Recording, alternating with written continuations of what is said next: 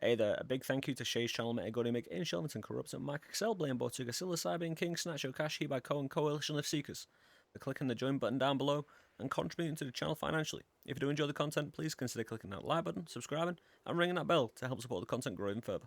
Enjoy the show, my friends.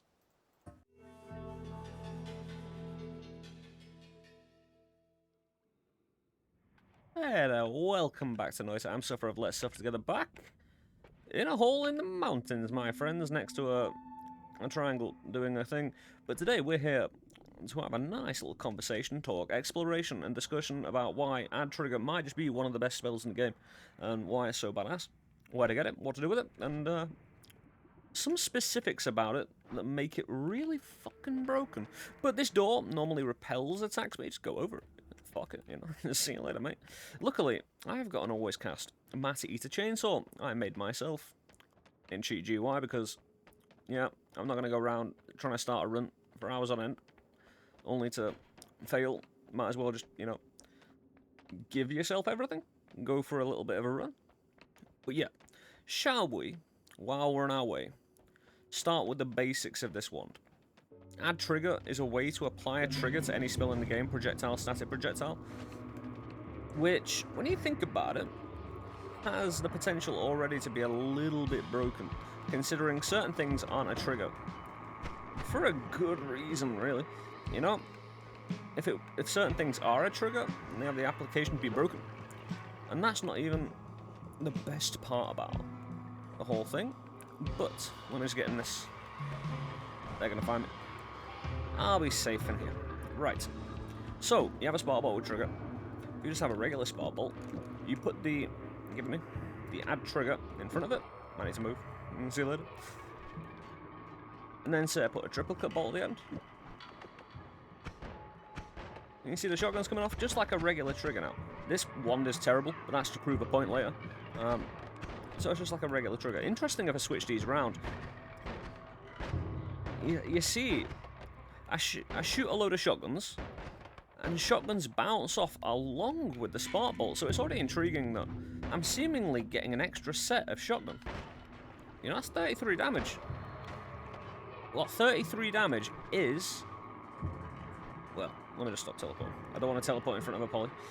33 damage is exactly the amount of damage if all 6 triplicate bolts hit at 5 damage apiece, and the spark bolt at 3 damage.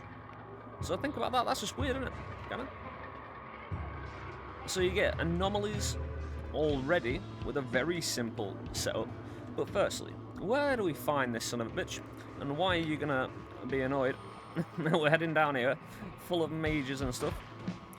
Luckily... I'm sorry, what? Ah, I think we have to go down. Maybe? What? Why are we there? Ah, I think we just have to go down. Downtown. Alright, Uko. Yeah, we're fine. So you've got to come all the way down here to this son of a bitch. Now, he's a bit of a bastard. But you can just chainsaw the blue orbs. Don't hit the red orbs, or you'll take damage. But if you've got a chainsaw, you just essentially get him here. You know? Get him where he can't shoot you. Chainsaw them. Where no mages are going to come in. Chainsaw does good damage. I'm taking damage. I'm not sure what from, though. He will run away eventually. Uko, you're being a bad man. However, he's got very scary attacks, this dude. He'll fire roughly about 15 to 20 different mage shots at you, including poly. But, again, if you've got Black Hole or Illumidrill, you kind of do something similar to this. That's, again, pretty terrifying if you're not defended against it, but come up here, mate. You see me, right? He will try and come at you as well, you know, like this. So you can just kind of set him up and get the orb. Oh, I think the blue orb might actually hurt me to touch. That's what... But you, again, the chainsaw works very well. Yeah, I've got saving grace and a lot of extra lives anyway, so I'm not the... Oh, jeez. Yeah, he makes mages as well, so it is the blue... I'm pretty damn... Yeah, it's the blue orb if I touch it. So watch out for that as well when you try and chainsaw it. But they get chainsawed very well. Now, right. When the blue orbs exist, he's essentially protected against projectiles. If you have projectile weakening curse, you can kill him without taking... If you have any weakening curse, sorry, say you have explosive, you can actually take his health bar down with explosives. If you have projectiles, you can actually take his health bar down. Oh, that's the poly shots I'm on about. But we can just chainsaw him until he dies. And you'll unlock a great set of, stuff. Add trigger, expiration timer, and add timer. You see that little rock glowing there? That allows you to edit ones anywhere as well, so very, very nice. Shall we move on, my friends, to one of the most... Again, let's not stand on ceremony here. Why this is probably the most... Get out of it. The most... I'm going to go to an open area. If you'll excuse me, there's another reason why I want to go here as well, so it's furthering the progression and the plot. We just need to fall down. Oh, hello. Jesus. But we're going to go to another big boy. And it'll also show you where another boss is as well, very easily, and how to constantly find it. But you saw where a wizard, how we got there. Although you can just dig all the way around, find this cursed rock, and then you just need to, you go up on the left and hug the wall. Like you can get here from Colmy as well, which is very nice. Just find the cursed rock, follow it around until there's a gap, and yeah. So if you come here, you come too far. Go back, and then this is a big block of cursed rock. You just want to go up on the left on. Right then, so check this wand. 50 mana, it charges 50. This takes 10. This spark bolt takes 5. Now I'm going to do something very silly. I'm going to put something with 70 mana on. Oh, I can't shoot it. It won't allow me to shoot it, right? Alright, I'll keep on putting more on, Upwards larper, downwards larper. Yeah, 200 mana, divide by 10, I think that'll do. Accelerative homing. Piercing. Chaos larper. Increased timer. I was hoping about... Right, the quantum split. Why not, throw them. Yeah. There's no liquid around, but in theory, I shouldn't be able to fire this, right? And have anything more. Saying that, if I leave these on because they actually have mana for the wand, it might not allow me to actually shoot the shotguns. So the problem is, it goes in order, right? I don't know if it has priority for regular projectiles over modifiers, but say this takes... 15 mana, and then it reaches something with 40 mana, it might not fire the triplicate bolt, so to prove a point, Shouldn't fire these, right, Really shouldn't.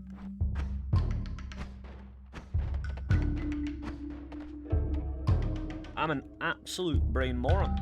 So, I made a mistake.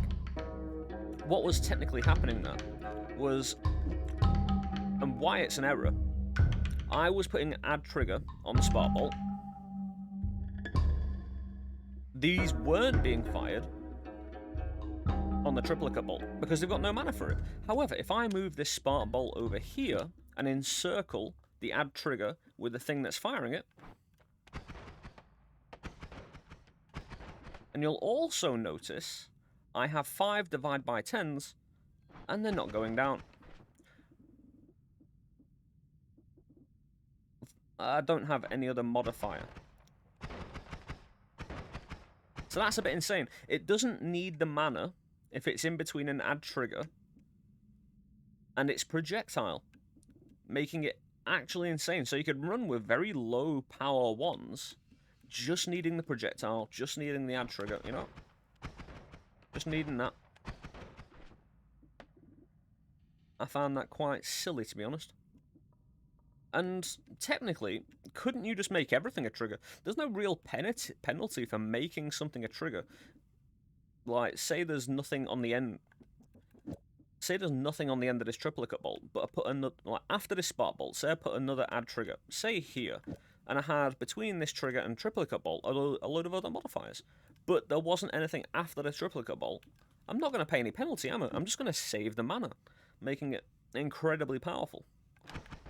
But again, that's just this is just thrown together with no real benefit in mind, Say I was going to do ducks, and oh no, oh no, can he do it?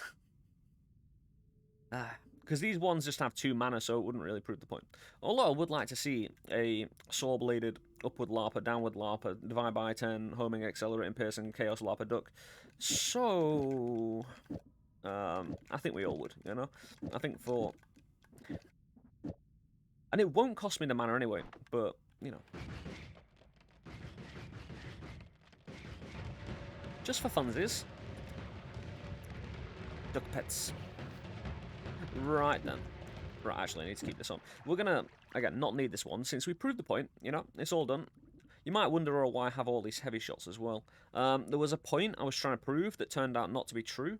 In the wiki, it says that add mana essentially removes recoil. And it's either I couldn't get it to work or I messed up again. But it didn't really matter. And it didn't work out. Right then. So, say we have a trigger. A regular spark ball trigger. And then we put an add trigger. So we're obviously going to trigger something else after this. Say we have a static projectile, which inherently pierces, you know? Because one of the main problems when you're fighting, say, a 33 or call me, is the fact that piercing removes damage. And when you're using modifiers, say like divide by 10s, which also remove damage, and then you use Greek spells like moo to multiply. When you're using multiplier spells, like say times by 2, omega, or moo, which I don't have moo to show you, but moo copies every modifier in a 1, so you're actively taking damage away from your boss killer every time you use piercing. Divide by 10, light shot kind of deal, you know? Say you need a lot of heavy shots. I mean, you're essentially... Sometimes you wonder in a 33-year-old boss fight why you're not doing the damage output that you think you should be doing. It's because you're multiplying the divide by 10s and piercing. While you might be multiplying the heavy shots as well, you know, both the piercing and divide by 10s are keeping up and just constantly removing the damage you could be doing through the multiplication of the damage multipliers. Which is a bit of a bastard, right? You know? So, having the inherent piercing... So we don't need that anymore. We don't actually need any of this. Give me a sec. Because we're going to go to a big bad boy. And we're also going to do a little... We've got 3 shots on this. I can also, you know... You see that little plus in the corner? I can always get more. I'm going to increase the timer. Because this wand has enough mana. But I shouldn't actually use the mana on this increased lifetime. So, you know, you just want to put things on just for the sake of putting it on. Like, why not just put all of them on? Make it last forever. It's not going to hurt me. It increases cast delay, but that's about it. Right, so I want this to home. I'm not sure if these do home. I think they do, actually. They should do. But I also want these to home. Because, you know, why not? Because I'm making this static projectile a trigger. And these do a lot of damage. And because it's inherently piercing, if the enemy ever touch... And you'll have to pay close attention to this fight. If the enemy ever touches a spell that inherently pierces, it will proc it. And say it is a trigger, even though they're not designed to be, they will constantly fire out the thing they are triggering. Which is pretty cool. There's going to be a lot of liquid in this, so why not just shove a liquid detonation on just for funsies? I forgot the copy trail before. Ruined. The ducks, man. Missed out on it. Anyway, right. To find this boy, there's a really simple way. You see this little kind of picture in the background? A nice little wand here? This little wand pointing upwards? Not this one. We go over. We find the second one. And then we go... straight down. Now, do I have a teleport? Whoops. I have a lot of extra lives, so it's not gonna... Give me a second. Just give me a second there. Because I have melee immunity. If not, I'm just gonna make sure I have melee immunity. And... Because actually, I really want a lot of space here. I could Mata Sode here, actually, just for space. Just for... he'll make the space. I'll trust him. you know. I'll trust him to make the space. As long as I'm not... Yeah, you go. He'll make the space now. I want a lot of space so we can try and watch this in action. But there's a skull down here. It's not easy to see. But you know where to find it now. The second one on the left, he's going to make a lot of space. So skull is basically egg. So when we're ready, we fire off the original trigger. The trigger... Thanks. The trigger that procs a shield, which procs a thunder charge. And because they've both got homing on, hopefully, it's essentially just a big auto-destructive big mess. I need to kind of do it at the right time. When the screen isn't full of red. And he's not... That'll do. It's chasing him. You see? Just seeking and destroying him. So this is why... And this is just kind of haphazardly thrown together in a way. You know, he'll die just up there now. Most likely. I don't see him coming back down.